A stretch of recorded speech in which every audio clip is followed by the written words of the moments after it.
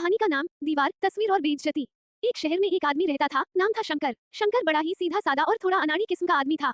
उसे लगा कि घर की एक खाली दीवार बहुत सुनी सुनी लग रही है, तो उसने एक छोटी सी तस्वीर लाकर उसे टांगने का फैसला किया। अब तस्वीर टांगने के लिए क्या चाहिए? कील और हथौड़ा। शंकर ने घर का चप्पा चप्पा छान मारा, तकियों के नीचे, सोफे के अंदर, अलमारियों के पीछे, किचन के डिब्बों में हर जगह ढूंढा। हथौड़ा तो मिला नहीं, पर एक चिमटा, एक पुराना जूता और अपनी शादी का कार्ड जरूर मिल गया। आखिरकार कहीं से एक जंग लगा हुआ हथौड़ा मिला, जो शायद डायनासोर के जमाने का था। कील ढूंढते ढूंढते एक छोटी सी टेढ़ी मेढ़ी कील मिली, जो लग रहा था किसी चूहे ने कुतर दी हो। शंकर बड़ा खुश हुआ। बस अब तो कमाल कर दूंगा, उसने मन में सोचा। दीवार के पास पहुंचा, कील लगाई और पूरे जोश से हथौड़ा मारा। धड़ाम। कील तो अंदर गई नहीं, ऊपर से हथौड़ा फिसलकर सीधे उसके अंगूठे पर लगा। शंकर का अंगूठा पकड़कर नाचने लगा, जैसे उसे अचानक डांस का दौरा पड़ गया हो। उसकी आंखों से आंसू और मुंह से गालियां मन ही मन में निकल रही थी।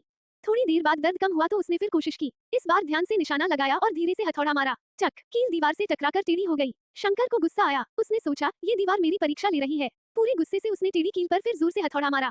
कराक। कील टूट गई और जहां कील लगी थी वहां दीवार में एक छोटा सा गड्ढा हो गया। शंकर का पारा चढ़ गया। उसने एक और कील ली, जो पहली वाली से भी ज्यादा टेढ़ी थी। उसने सोचा आज या तो ये कील दीवार में जाएगी या मैं दीवार तोड़ दूंगा।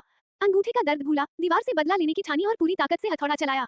धमाका। कील लगी नहीं, हथौड़ा फिसलकर दीवार पर लगा। छोटा गड्ढा अब बड़ा गड्ढा बन गया था और प्लास्टर का चूरा चारों तरफ बिखर गया। शंकर के बाल और कपड़े छूने से सफेद हो गए, लग रहा था जैसे अभी अभी भूत बनकर आया हो। तभी उसका पड़ोसी वर्मा जी उधर से गुजरे। उन्होंने देखा शंकर को, दीवार को, टूटी कील को और छूने में सने हथौड़ी को। वर्मा जी अपनी हंसी रोक नहीं पाए। क्या हुआ शंकर भाई? लगता है दीवार पर तस्वीर नहीं, बम लगा रहे थे। शंकर शर्म से पानी पानी हो गया। उसने हथौड़ा नीचे रखा, चूना झाड़ा और बुझे हुए स्वर में बोला, नहीं वर्मा जी, बस तस्वीर टांग रहा था। वर्मा जी हंसते हुए बोले, अरे इसमें इतनी क्या मेहनत। रुको, मैं अभी अपना ड्रिल मशीन लाता हूँ, 1 मिनट में छेद हो जाएगा। वर्मा जी ड्रिल मशीन ले आए। उन्होंने बड़ी शान से मशीन दीवार पर लगाई और बटन दबाया। ज़ज़ज़ज़ज़ज़ज़ज़ज़। ठक। मशीन अचानक बंद हो गई। वर्मा जी ने देखा तो ड्रिल का बिट दीवार में फंसकर टूट गया था और जहाँ ड्रिल लगी थी वहाँ भी एक और बड़ा गड्ढा बन गया। अब वर्मा जी का मुंह उतर गया। शंकर अपनी हंसी रोक नहीं पा रहा था, भले ही थोड़ी देर पहले उसका अंगूठा और दीवार दोनों टूटे थे।